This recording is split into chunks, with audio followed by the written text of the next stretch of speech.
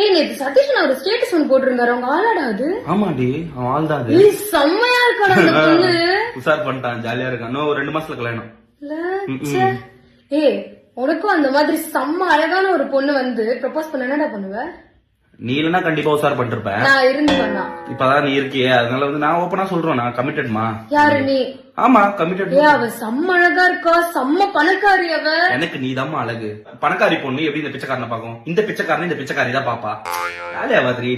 நீதான் வேணும்னு இருக்கா? ஏய் எனக்கு வேணாம், எனக்கு தான் ஆல்ரெடி ஆள் இருக்குல்ல, நான் எப்படி வேணாம் தாண்டி சொல்லுவேன். நான் இக்னோர் பண்றேன்.